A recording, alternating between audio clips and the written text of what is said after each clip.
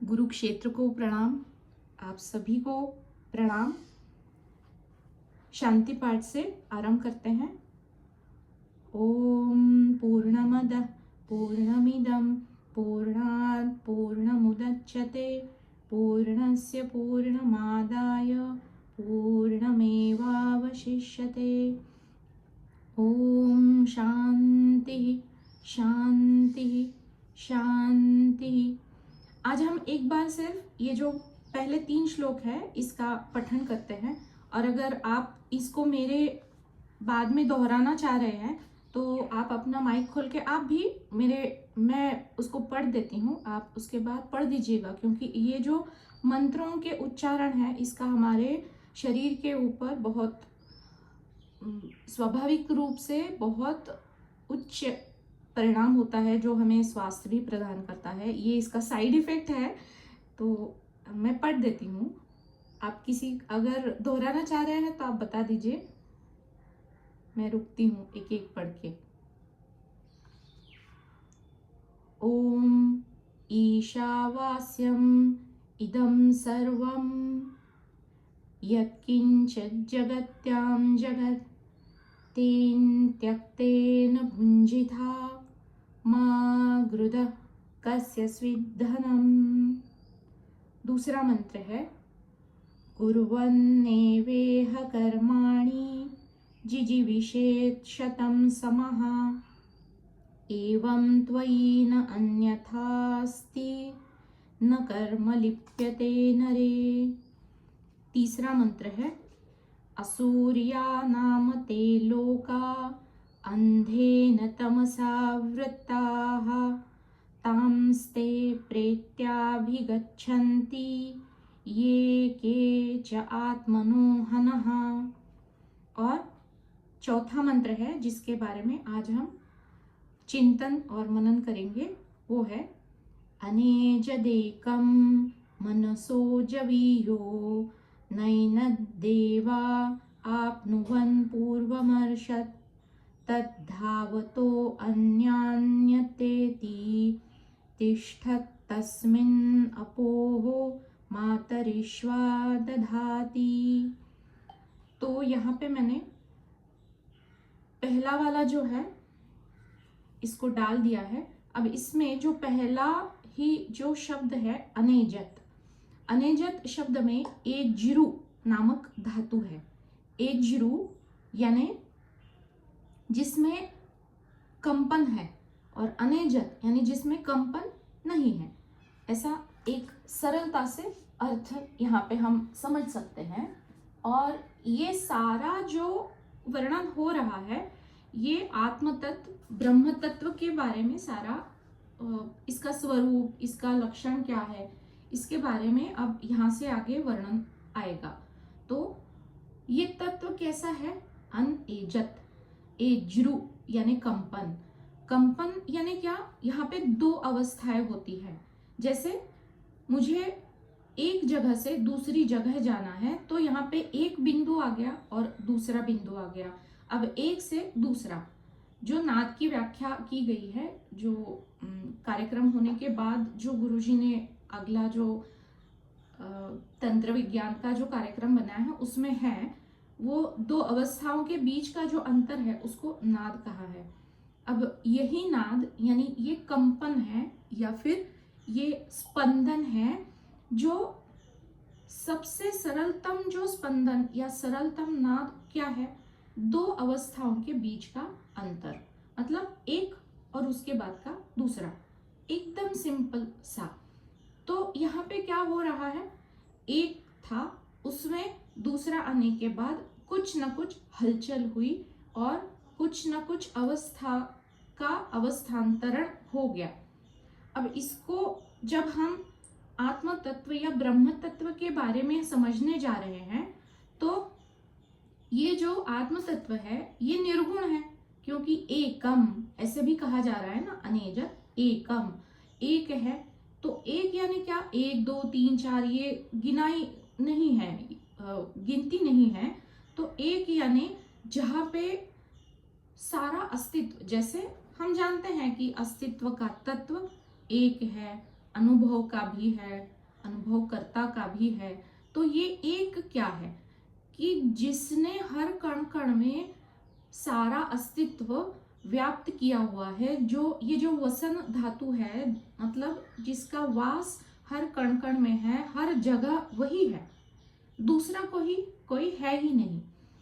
तो अब ये अनेजत यानी दो अवस्थाएं कहां से आ गई? तो इसको ये जो दो है ये मात्र भ्रम है, दृष्टि का भ्रम है। जैसे कोई एक बड़ा सा सरोवर है, तो वो सरोवर तो एक ही है, लेकिन उसमें जो अनंत लहरें उठती है वो अनेक है ना। जो एक सरोवर है उसी के अंदर भासित हो रहा है कि एक से अधिक उपलब्ध है, लेकिन वास्तव में है नहीं, है एक ही। तो इसी प्रकार अगर हम इस आत्म तत्व या ब्रह्म तत्व को समझेंगे या समझने की कोशिश करते हैं, तो ये आत्म तत्व कैसा है? निर्गुण है, जिसमें कोई गुण नहीं है। और एनर्जी या ऊर्जा के परिप्रेक्ष्य से समझा जाए तो एक काइनेटिक एनर्जी होती है और एक पोटेंशियल एनर्जी होती है। जैसे हम देखते हैं कि पानी ठहरा हुआ है, अगर वो किसी हाइट पे पानी है, बहुत सारा पानी जमा है, तो उसको जब बहाते हैं तो उसी से जो इलेक्ट्रिसिटी पैदा होती है, जो इलेक्ट्रिसिटी बनती है, ये जो सारे डैम्स वहाँ पे बनते हैं, ये जो मशीनें होती है, तो ये किससे बन रही है? ये इलेक्ट्रिसिटी या फिर ये विद्युत ऊर्जा कहाँ से आ रही है? वो जो पानी के भीतर काइनेटिक फॉर्म में यानी अव्यक्त या स्थित है एक जगह, वो जब चलित तत्व में आ जाता है तो उसमें जो ऊर्जा थी वो अभिव्यक्त हो जाती है और उसी ऊर्जा को दूसरे रूप में रूपांतरण करके उसको जमा किया जाता है। तो ये तो हम सब जानते हैं। इसी प्रकार ये जो ब्रह्म तत्व है वो ऊर्जा अगर हम समझे तो ये अचल ऊर्जा है, जो दिखती नहीं है लेकिन है, स्थायित्व भाव में है। और जब ये एज्रु यानी कंपन उठता है तो वहां पे चलित तत्व आ गया। तो इस चलित तत्व में उस ऊर्जा का दिख पड़ना या फिर उसका अनुभव होना हमें महसूस होता है या वो दिखाई पड़ता है, इसलिए अनेजत एकम। अब ये तत् के बारे में बता रहे हैं। तत् यानी क्या? वह ब्रह्म या आत्मा। वो क्या है? अगर उसमें कोई गुण नहीं है, ना उसमें कोई रूप रंग कुछ भी नहीं है, तो उसमें कोई लिंग भी नहीं है, ना वो स्त्रीलिंगी है ना वो पुल्लिंगी है, वो नपुंसकलिंगी है। क्योंकि जितने भी सारे गुण हो, रूप हो या लिंग हो, कोई भी भेद हो, वो इसी एक में बनने का मात्र भास हो रहा है। अब ये जो सारा रूप रंग आकार गुण अनेकों स्थान या फिर काल, इसकी जो उत्पत्ति होने का आभास हो रहा है वो इसी एक अस्तित्व में ये जो तत्व है उसी में घटित हो रहा है, ऐसा हमें आभास हो रहा है। क्योंकि ये जो तत्व है, ये जो एकम, ये जो ब्रह्म या आत्म तत्व है, वो इंद्रियों से परे है, वो इंद्रिय जन्य है ही नहीं। इसलिए ये सारा जो हमें अनुभूति में आ रहा है वो मात्र द्वैत या कंपन या हलचल या बदलाव या परिवर्तन के रूप में ही हमें उसकी अनुभूति होती है, जो इंद्रिय जन्य है। इंद्रिय जन्य यानी जो इंद्रियों से जाना जा रहा है वो। और इसीलिए एज्रु ये धातु, यहाँ पे संस्कृत में धातु बोलते हैं, धातु चलते हैं। जैसे किसी ने अगर एक साल भी इस संस्कृत का अध्ययन किया होगा तो ये पहला ही धातु सिखाते हैं, रामः रामौ रामाः प्रथमा, तो ये ऐसे विभक्तियां है। तो इस प्रकार से ये एज्रु ये धातु है और इसका उपयोग होता है अलग अलग वाक्यों में कहीं पे द्वितीया, कहीं पे पंचमी, और उस प्रकार से इसका अर्थ भी बदल जाता है। तो इस प्रकार से ये एज्रु धातु का यहाँ पे उपयोग श्रुति ने करके हमें बतलाने की कोशिश की है कि ये तत्व जो है, ब्रह्म तत्व है, वो कैसा है कि जिससे ही ये कंपन उत्पन्न होने का आभास हो रहा है, लेकिन वो है एक ही, क्योंकि जो द्वैत, जो कंपन, दो अवस्थाएं हैं, जो उठने का आभास हो रहा है, वो इसी एक के अंदर निहित है। अनेजत में एजत, ये जो है एजत यानी चलित तत्व, जैसे हमने पहले ही सत्र में इसको देखा। अब ये चलना क्या है? चलना एक स्टैटिक गति है और एक प्रोग्रेसिव है। प्रोग्रेसिव जो मूवमेंट है वो आगे बढ़ने की है, और स्टैटिक एक जगह। तो जैसे अगर हम एक डोर है, एक डोर को यहाँ पे और दूसरी जगह पे बांधेंगे और किसी एक मणि को ऐसा हिलाएंगे, तो वो मणि ऊपर नीचे होते रहेगा, लेकिन वो आगे नहीं बढ़ेगा। आगे बढ़ने के लिए उसको प्रोग्रेसिव एक गति देनी होगी। जैसे एक हाथ में एक डोर ली है हमने, या फिर रोप लिया है, और इसको हवा में उछालेंगे, तो वो स्नेक का जो पैटर्न होता है, उस पैटर्न, मतलब ये जो वेव पैटर्न होती है, वेव पैटर्न में वो जो रोप है वो हिलेगी, और इसी को कंपन या वेव पैटर्न, ये जो प्रोग्रेसिव वेव है। तो ये जो गति है ये दिखती नहीं है हमें, कोई भी गति हो, साउंड हमें दिखता नहीं है, हमें महसूस होता है। तो साउंड की गति भी इसी प्रकार सर्पाकृति, ये जो सांप होता है वो जिस एस शेप में स्ट्रेट नहीं जाता, थोड़ा दाएं थोड़ा बाएं, थोड़ा दाएं थोड़ा बाएं, ऐसे वेव पैटर्न में जैसे चलता है, उसी प्रकार से हर वेव ऊपर नीचे होते होते आगे बढ़ती है, और यही पैटर्न है जो हम पढ़े हुए हैं स्कूलों में।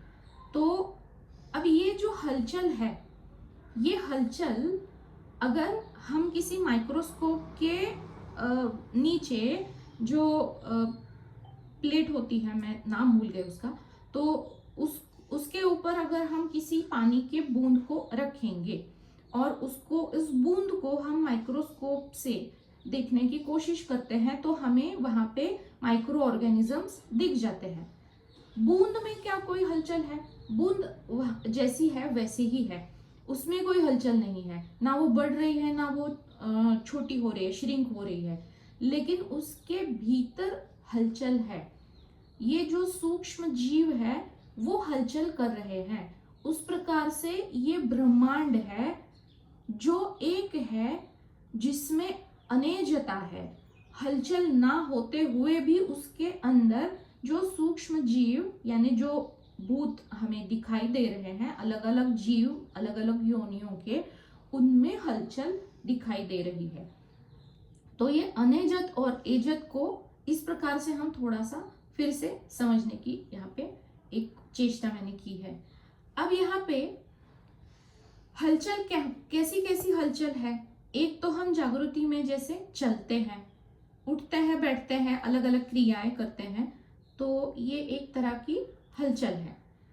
अब ये जो तत्व है, यानी ये जो तत्व या ब्रह्म या एक, तो उसमें कोई अवस्था नहीं है। सारी अवस्थाएं जो है वो माया में है, या फिर उसी के अंदर जो ब्रह्मांड हमें दिखाई दे रहा है, ये जो जगत हमें दिखाई दे रहा है, उसमें सारी अवस्थाएं हैं, वो सारी अवस्थाओं से परे है। तो अब जगत में हमें क्या क्या दिखाई पड़ता है? जो चार अवस्थाएं बताई गई हैं, जागृत, स्वप्न, सुषुप्ति और तुर्या। अब ये जो है हलचल जागृत अवस्था में अधिक मात्रा में होती है, स्वप्नावस्था में थोड़ी सूक्ष्म हो जाती है, सुषुप्ति में ना के बराबर है, और तुर्यावस्था कहते हैं कि ये तो ब्रह्मावस्था की ही एक, उसको अवस्था कहा गया है, लेकिन वो मात्र खुद के स्वरूप में ही स्थित हो जाना है। तो ये अवस्थाओं के दृष्टिकोण से अनेजत और एजत को देखना हो गया। अब कोई भी अवस्था हो, जैसे जागृत है, तो क्या हम जागृत होते हुए भी सपना देख सकते हैं? जिसे दिवा स्वप्न कहते हैं वो तो देख सकते हैं, लेकिन सपना देखने के लिए मुझे नींद में जाना होगा। नींद में जाने के लिए मुझे जागृत अवस्था का त्याग करना होगा, तभी मैं नींद में जा पाऊंगी। नींद में जाऊंगी तभी मैं सपने को देख पाऊंगी। मतलब क्या है कि एक अवस्था हमें प्राप्त करनी है तो पहली जो अवस्था है तो उस अवस्था का हमें त्याग किए बिना हमें दूसरी अवस्था कभी प्राप्त नहीं होगी।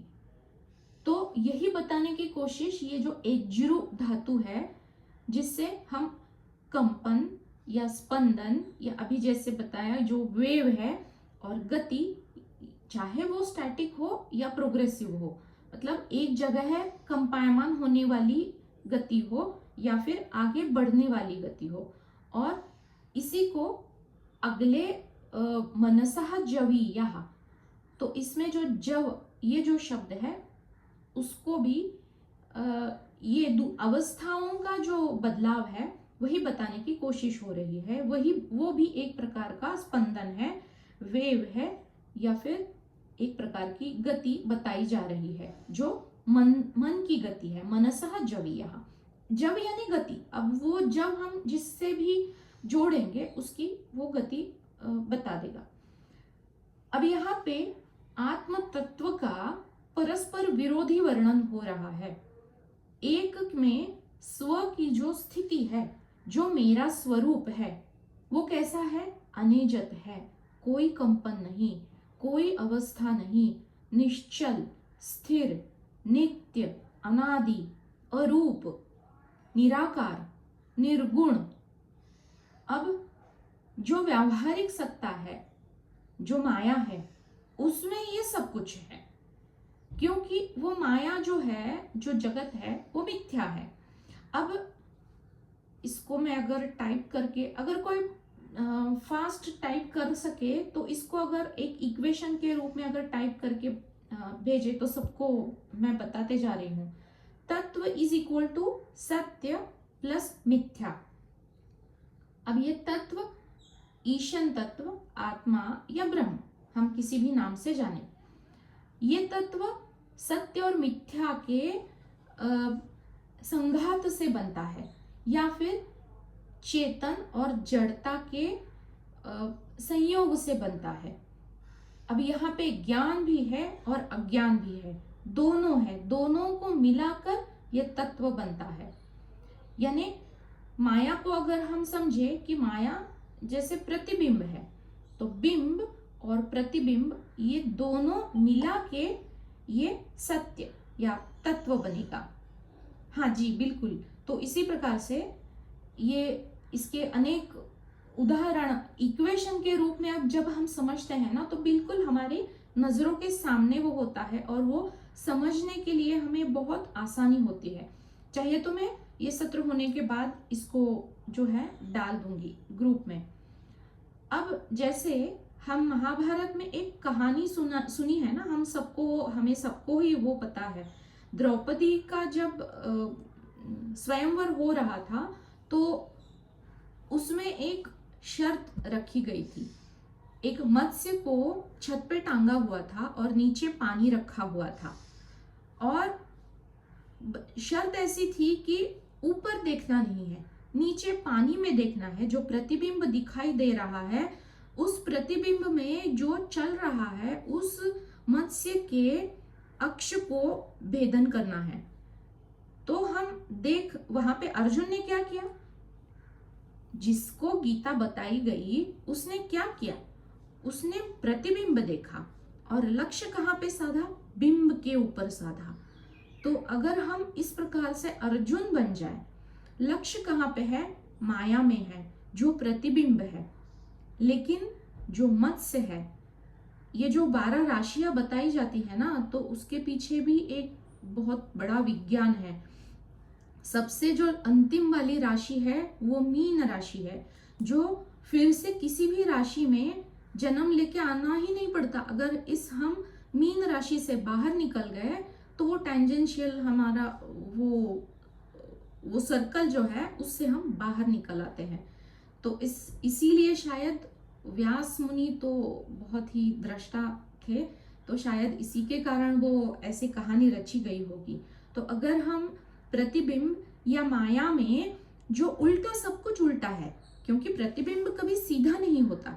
हम अगर आईने में देखेंगे तो हमारी दाई आंख प्रतिबिंब की बाई आंख बनती है। आप आईने के सामने जाके देखिएगा, क्योंकि प्रतिबिंब हमेशा उल्टा होता है, तो उल्टा ही है सब कुछ। जो अच्छा है वो किया है पहले, तभी हम अच्छा भुगत रहे हैं। जो बुरा है वो बुरा किया है, तभी हम भुगत रहे हैं। तो जब हम उस उल्टी दिशा में जब हम सोचेंगे और लक्ष्य हमारा ऊपर आकाश में, आत्मा या तत्व में बनाए रखेंगे, तब इस लक्ष्य भेद को साधना बहुत ही आसान हो जाएगा। और इसके लिए ये जो समीकरण है 3-4 जो है, जितने मेरे समझ में, मतलब मैं जितना भी सोच पा रही थी, तो सत्य और मिथ्या दोनों को समझना है, चेतन और जड़ता। क्योंकि चेतन अकेला कुछ नहीं कर सकता। अगर चेतन है और देह मिली ही नहीं है, तो ये जो प्रेत योनियां होती है या भूत जैसे हम पढ़ते हैं, उनको अगर कोई देह नहीं है तो वो कुछ कर नहीं सकते। उनकी जो भी इच्छाएं, वासनाएं शेष है, वो पूर्ण होना वहां पे संभव नहीं है। इसलिए जड़ और चेतन दोनों की एकता, और उसी से ब्रह्म की प्राप्ति, लक्ष्य साधना संभव है। फिर ज्ञान और अज्ञान दोनों को सही सही तरीके से जानना, और बिंब और प्रतिबिंब। तो ये तत्व को जानने के लिए ये जो सारे भेद है, और इन भेद मतलब यहाँ पे जो बताया जा रहा है ना कि अनेजत एकम, जिसमें कोई हलचल नहीं है उसी में सारी हलचल है। इस प्रकार से जो दोनों अलग दिशाओं में जो बताया जा रहा है, इसको समझने के लिए हमें ये जो उल्टी दिशा में बहने वाले जो बहाव है, और इनका जो एक जुड़ाव हुआ है, और जिससे हम ब्रह्म के तत्व को जानकर वो हो सकते हैं, उसे जानने की बहुत आवश्यकता है। तो ये जो तत्, एकम और तत्, ये ब्रह्मवाचक दोनों शब्द है। ये तत्, अब यहाँ पे हम ईशन या आत्मन, ब्रह्मन, जो भी हमें अच्छा लगे उस हिसाब से हम इसको समझेंगे। अब ईश और आत्मा दोनों पुल्लिंगी है, लेकिन ये जो तत्व है ना, ब्रह्म या तत्व, ये नपुंसकलिंगी है, क्योंकि उसमें कोई लिंग है ही नहीं। अब आते हैं ये मनसः जवीयः, इसको तो हमने पिछली बार अध्ययन किया था। मन की जो गति है, जवीयः, मनसः जवीयः, ये मन किसका है? अंतःकरण का है। अंतःकरण कैसा है? जड़ है। और ये जो चेतन है, ये जो ब्रह्म तत्व जो चेतन है, ये चेतन ही मन के माध्यम से जवीयः, ये जो गति है, इस गति को साधता है। और ये गति मन माया में होने के कारण वो माया की ही एक सीमा है, उसको लांघ नहीं सकता। ये हो गया ये जो पहला जो खंड है, अनेजत एकम तत् मनसः जवीयः। ये अनेजत होते हुए भी मन की गति से कैसे धावता है, और उससे भी कैसे परे है, क्योंकि जहां जहां भी मन जाएगा, ये तत्व पहले से ही वहां मौजूद है।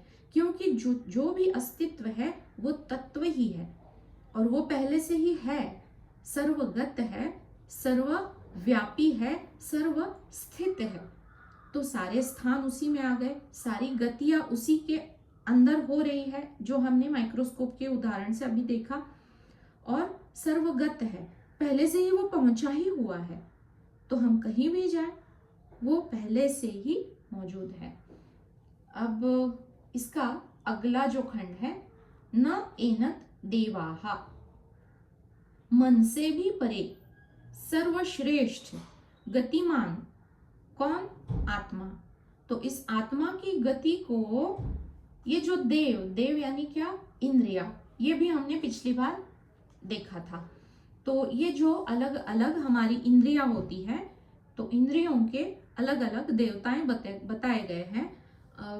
अगले किसी उपनिषद में ये वेद वाक्य बताए गए हैं, जैसे कि हम जो बोलते हैं तो वो अग्नि देवता है, जो हम देखते हैं वो, अभी मैं श्योर नहीं हूँ, लेकिन ये जो घ्राणेन्द्रिया है, ये दो अश्विन कुमार जो है, इनको घ्राणेन्द्रियों की देवता बताया जा रहा है।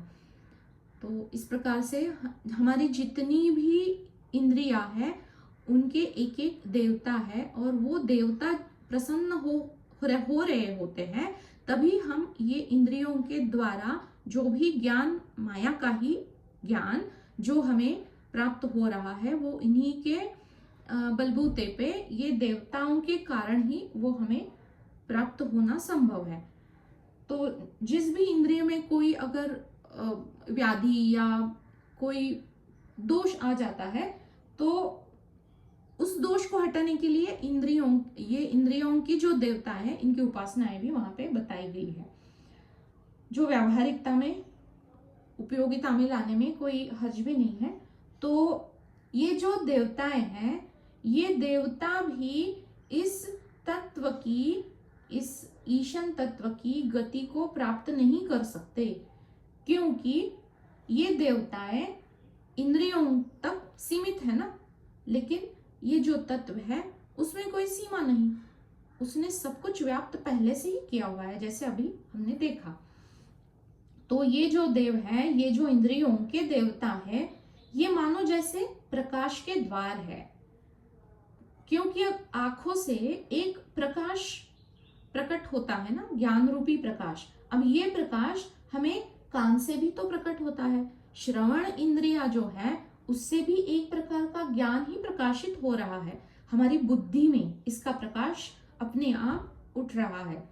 तो ये एक प्रकार के ज्ञान के द्वार है, और इन द्वारों की अलग अलग जो इंद्रिया है, उनकी इंद्रिया ये देवताएं हैं, इसलिए इनको इंद्र शक्ति कहा गया है। ये देवताओं को इंद्र शक्ति बोलते हैं।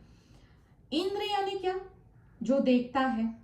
संस्कृत इतनी बढ़िया भाषा है ना, ये देववाणी है। अब देखिए, इंद्र शब्द में इदम दृष्ट्वा मतलब क्या? इंद्र कौन? इदम दृष्ट्वा जो है इसको देखने वाला, यानी दृश्य का दृष्टा, यानी इंद्र जो इंद्रियों की देवता है।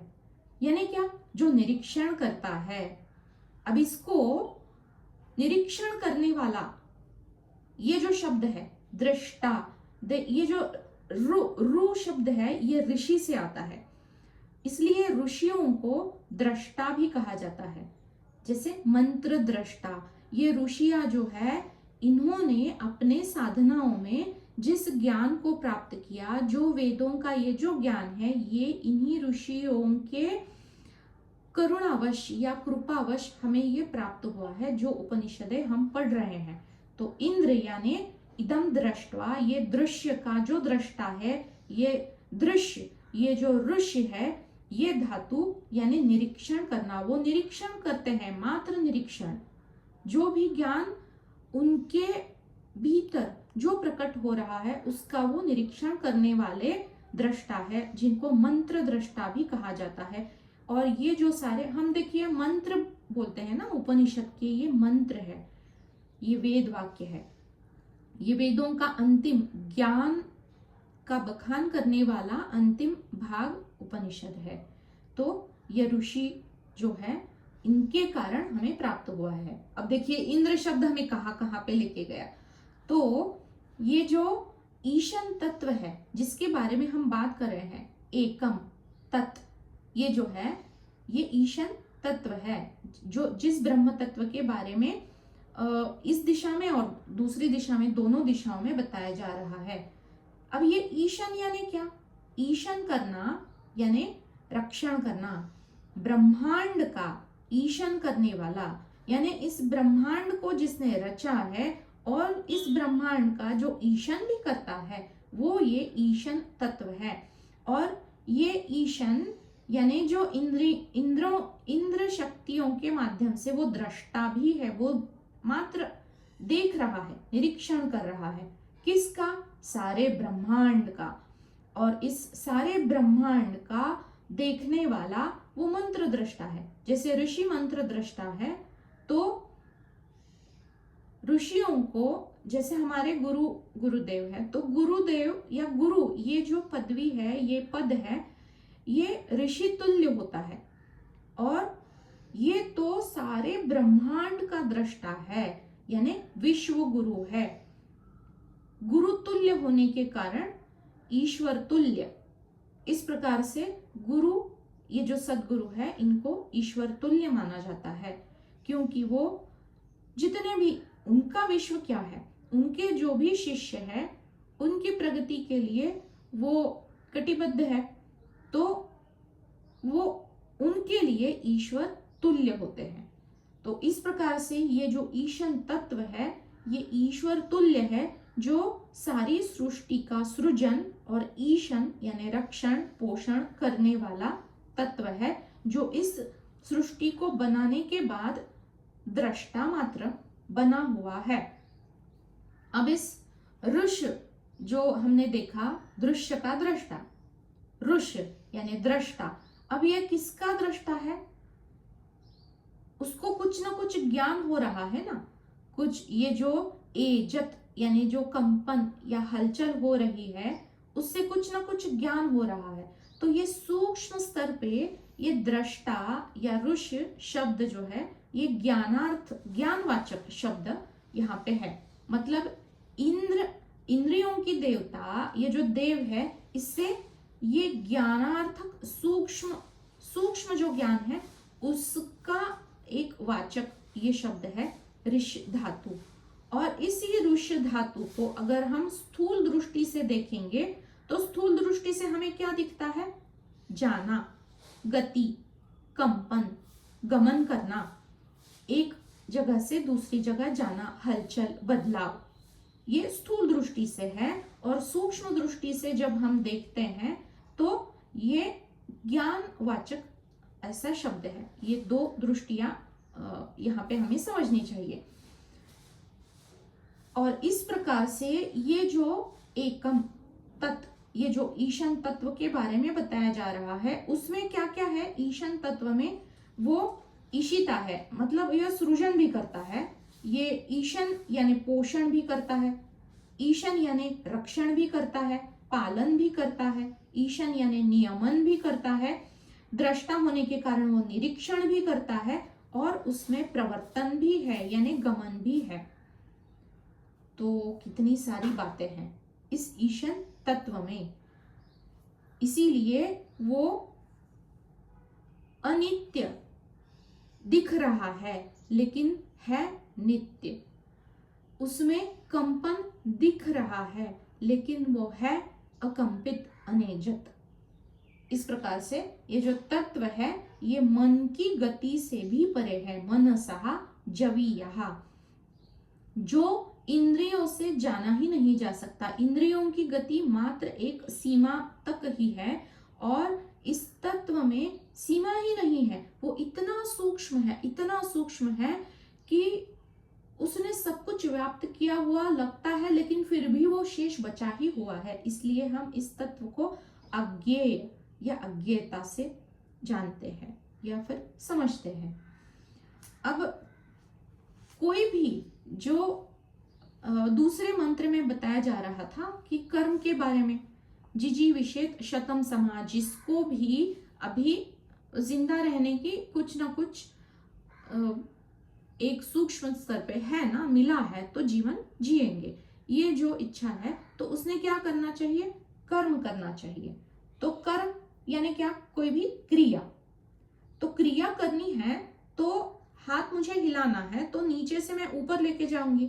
तो एक जगह को मैंने छोड़ा और दूसरी जगह पे लेके गई, तो कंपन आवश्यक है वहां पे। एज्रु, एजत, ये क्रिया होना आवश्यक है। अब इसको जब मैं पढ़ रही थी, तो इसको संस्कृत में आद्य शंकराचार्य जी की जो टीका है, उसमें वो बताते हैं, चलनम स्व अवस्था प्रच्युति ही। अब इस च्युत शब्द के बारे में भी हमने पिछली बार देखा था कि जब हम अपने विचारों से ढल जाते हैं, नीचे आ जाते हैं, तो च्युत, च्युत यानी क्या, ढलना, या फिर किसी अवस्था से नीचे या ऊपर जाना, वो अवस्था को छोड़कर दूसरी अवस्था में जाना, यानी च्युत होना। और जो अच्युत है, जो कभी नहीं ढलता, जो अपने स्वभाव में नित्य स्थित है, इसलिए श्री कृष्ण को अच्युत कहते हैं।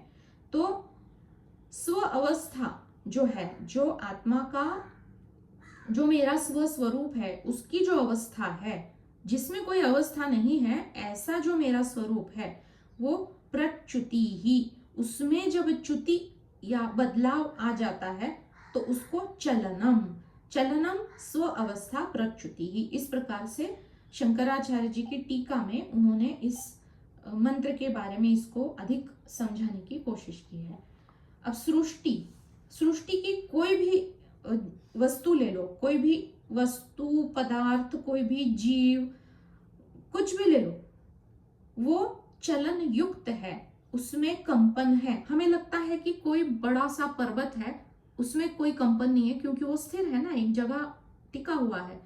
लेकिन जो कंपन सूक्ष्मता से अंदर हो रहा है वो हमें दिखता नहीं है।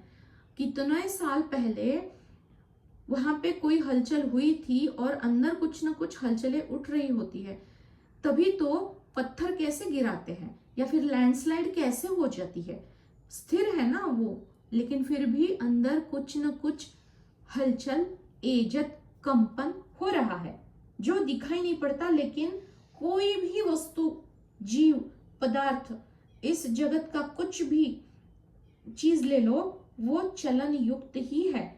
दिखता हमें स्थायी या स्थिर है, लेकिन उसके अंदर ये एक कंपन, स्पंदन, चलन है ही।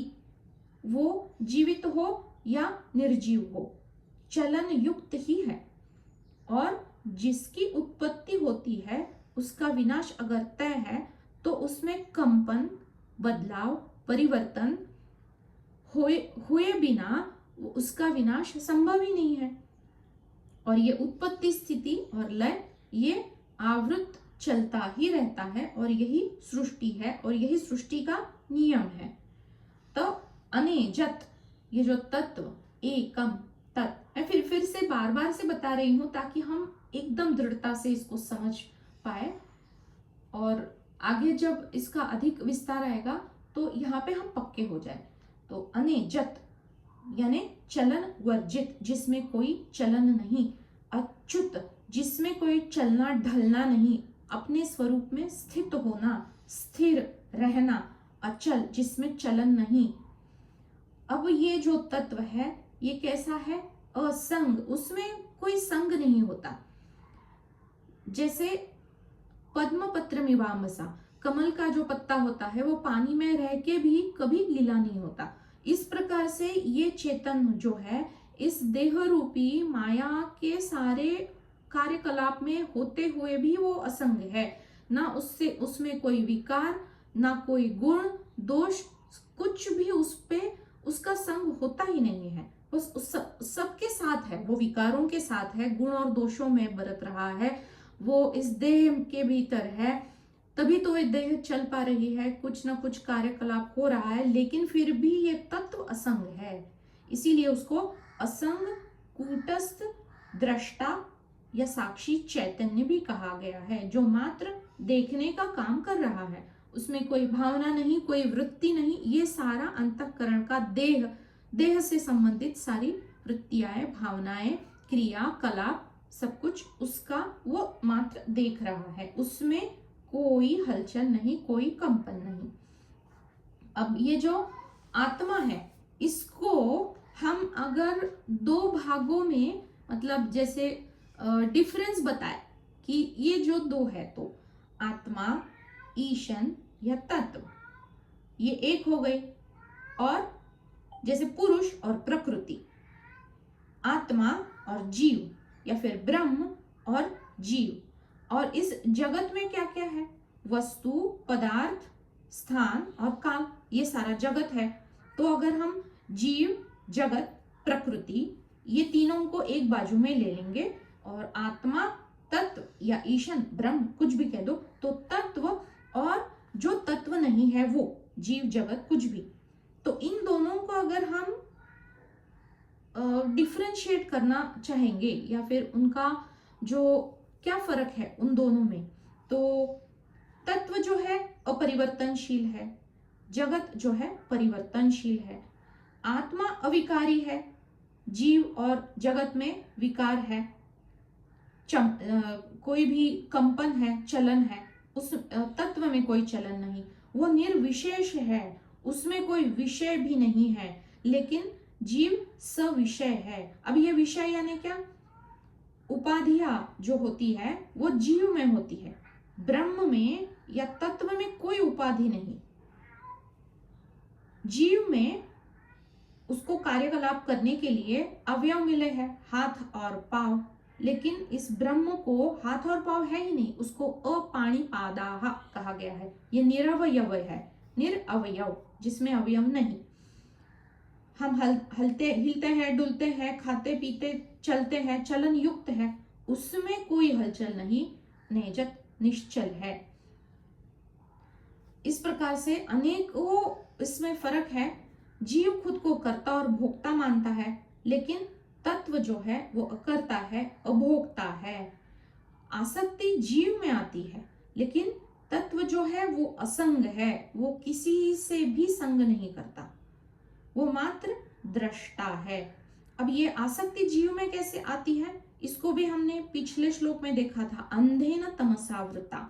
ये जो अज्ञान का जो तमस है, इसका जो आवरण है, उससे जो ढका हुआ जो जीव है, उसके कारण ये आसक्ति उसमें पैदा हो जाती है।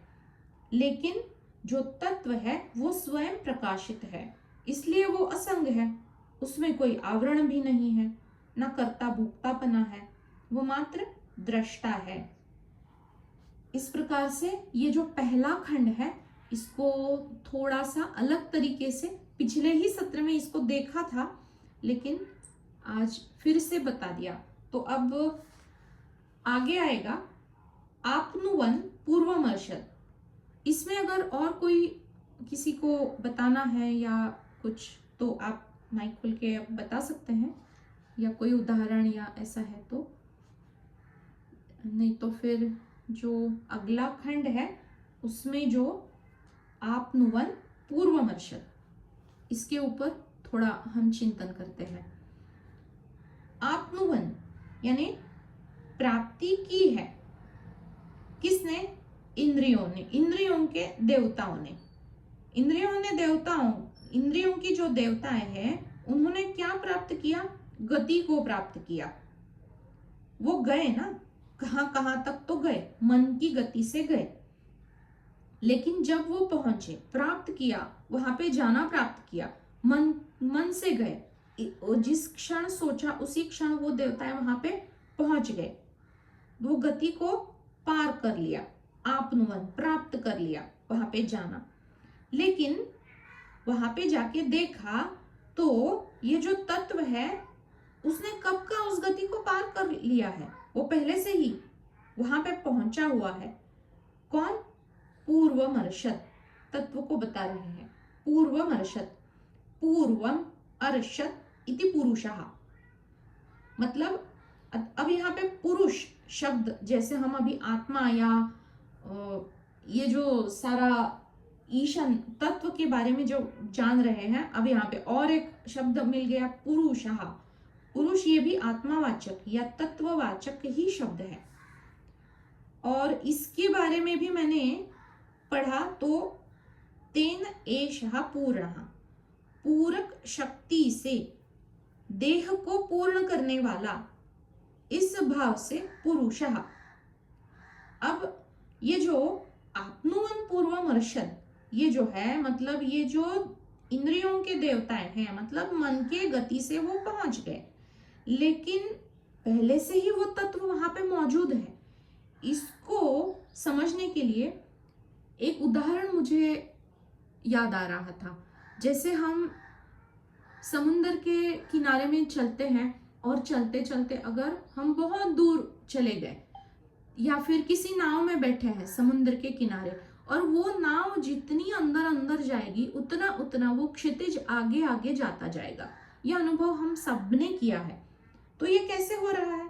मैं जहां भी जाऊं वो क्षितिज पहले से ही वहां मौजूद है, मैं उस क्षितिज को कभी छू नहीं सकता, वो हमेशा से है, मौजूद है पहले ही।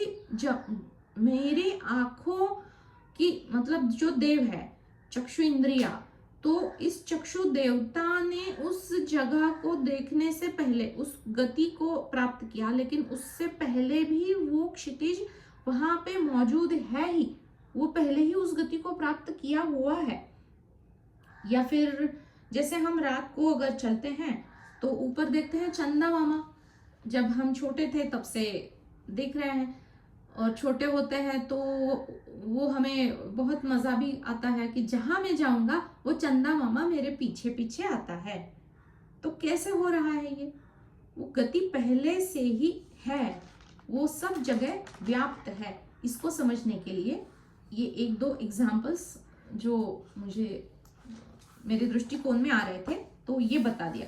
अब ये जो हम तत् एकम, यहाँ पे पुरुषः ये जो शब्द आ रहा है ना, तो इसको ये बहुत मजेदार है। इसको जब मैंने शंकराचार्य जी की टीका को देखा तो उसमें यहाँ पे 3-4 इसके अलग अलग व्याख्याएं दी हुई है, जो संस्कृत में ही है, इसको हम हिंदी में देखते हैं। पूर्वम अर्षद यानी क्या? पूर्वम औषध, औषध औष यानी उष्णता, पहले से ही देह जलाए जो बैठा है वो पुरुष, पूर्वम औषध। देखिए कितना गहरा अर्थ है इसके पीछे। अब दूसरा अर्थ बताते हैं पूर्वम औषध यानी पुरुष का। पुरी तति शेते, पुरी तति शेते, देह रूपी जो गुहा है या हृदय रूपी जो गुहा है, उस गुफा में आकर जो अटका है वो पुरुष है, पुरुषति शेते। तीसरा अर्थ देते हैं पुरुष का, पुरः आविशत, आविशत यानी आना या प्रवेश करना। पुरः देह रूपी पुर या पुरी में जिसने प्रवेश किया वो है पुरुष। और एक बताते हैं वहां पे पुरः इष्टे। अब इष्टे यानी ईशन को तो हमने देखा ही है कि ईशन यानी उत्पन्न करना, रक्षण करना, पालन करना, पोषण करना, फिर उसको चलाना यानी उसको सत्ता उसके ऊपर करना। तो इसी प्रकार से पुरुषः, पुरः इष्टे इति पुरुषः, देह रूपी जो पुर या नगरी है उसके ऊपर ईशन यानी सत्ता करने वाला कौन? पुरुषः। देखिए कितनी 4-5 हमारे सामने व्याख्याएं आ गई, और हर व्याख्या एक अलग अर्थ में, अलग दिशा में हमें यही एक तत्व, एकम तत् पुरुषः के बारे में बता रही है। तो इसके ऊपर भी थोड़ा चिंतन और मनन हम कर सकते हैं।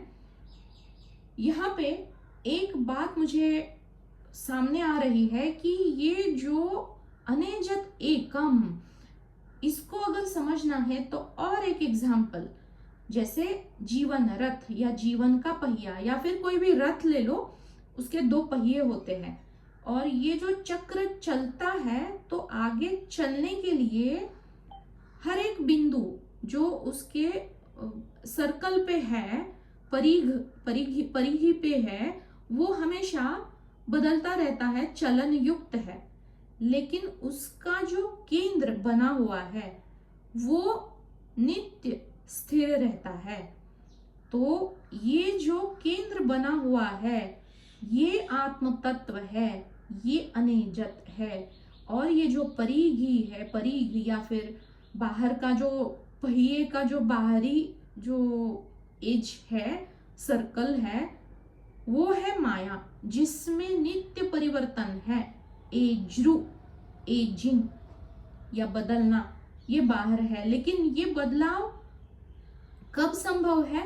जब ये केंद्र का बिंदु नित्य स्थिर बना हुआ है, अपने जगह पे दृढ़ता से तभी ये रथ का पहिया आगे बढ़ पाएगा।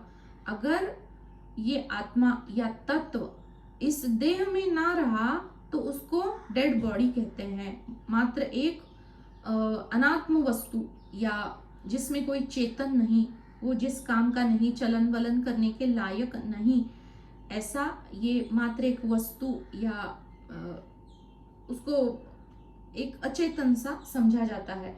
तो ये जो चेतन और जड़ता की जो एकता है या फिर ये जो संगम है, उसी से ये जीवन और ये देह रूपी जो रथ का पहिया है, जीवन के रथ का, वो नित्य आगे बढ़ रहा है जीवन के प्रवाह में। इसके लिए ये जो केंद्र, ये जो जीवन का केंद्र या फिर होनेपना का जो एक केंद्र बना हुआ है, जो अनेजत है, इसको अगर हम समझेंगे तो इस दिशा में भी एक बहुत बढ़िया सा चिंतन हो सकता है। तो ये जो केंद्र बना हुआ है वो कौन है? वो मैं हूं, जो मेरे ही जीवन का एक केंद्र बिंदु बना हुआ है। क्योंकि मैं देखता हूं या देखती हूं कि देह की अनेक अवस्थाएं आई और चली गई, बाल्य, तारुण्य, फिर प्रौढ़, वृद्धावस्था, जरा और मृत्यु, ये आएंगी और जाएंगी, लेकिन जो मैं है इस जीवन का केंद्र बिंदु, वो अनेजत, अकंपित वैसा ही है, वो बना ही रहा है। और तभी ना ये जीवन का पहिया आगे बढ़ पाया और ये अलग अलग अवस्थाओं को प्राप्त कर पाया। अब इस देह में जो अंतःकरण है, उसमें जो मन है, वो मन चंचल है, वो मन दौड़ लगाता है और वो मन माया का ही आविष्करण होने के कारण वो बाहर माया में ही भटकता है और जो इसमें का केंद्र बिंदु है उसको वो बाहर ही ढूंढता है। इसलिए मनसः जवीयः, इसको श्रुति के इस खंड में बताया गया है। लेकिन ये मैं जो है ना, ये जो केंद्र बना हुआ है, ये अनेजत है, उसमें ठहराव है, वो बाहर माया में कहीं नहीं है, वो मेरे ही अंतर्यामी है, जो अदृश्य है, जो कभी व्यक्त नहीं होगा, जो कभी किसी इंद्रियों से देखा सुना नहीं जाएगा, इंद्रिय गम्य जो नहीं है, लेकिन इसे हम मन से देखना चाहते हैं, मन से जानना चाहते हैं।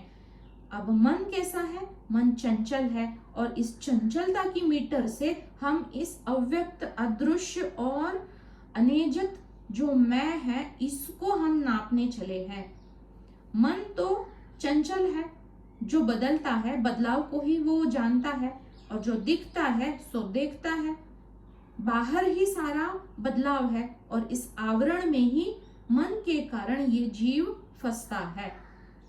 क्योंकि बाहर जो पहिया होता है, रथ का पहिया, वो बाहर है और केंद्र में वो कभी आ ही नहीं पाता, क्योंकि उसको कभी एक जगह स्थिर होके बैठना या विचारों से अलिप्त होके या विचार शून्य होके रहना उसको आता ही नहीं है।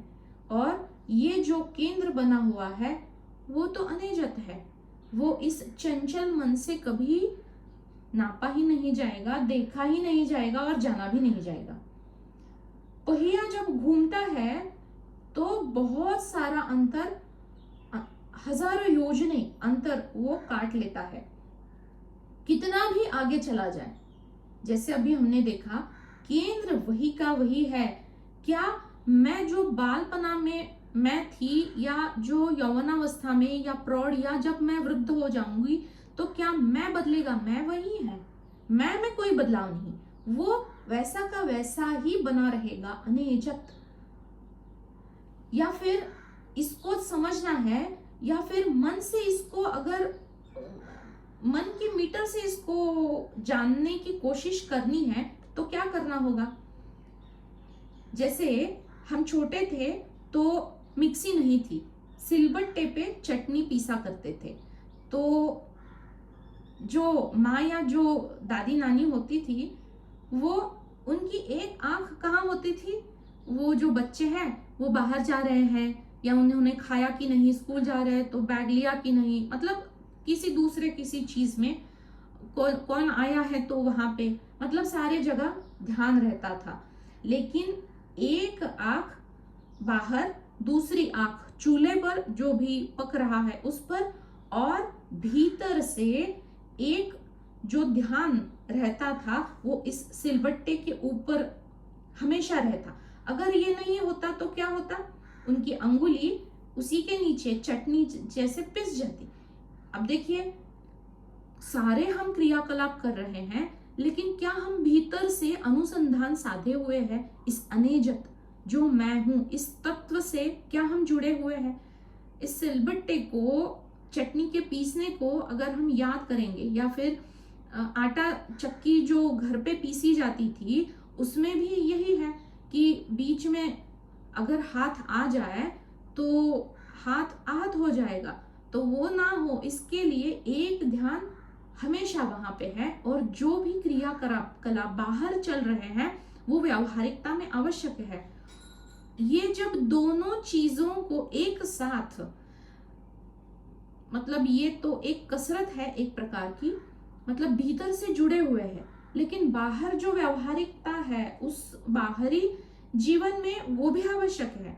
वो बनाए रहते हुए भी भीतर से जुड़े हुए हैं तत्व से।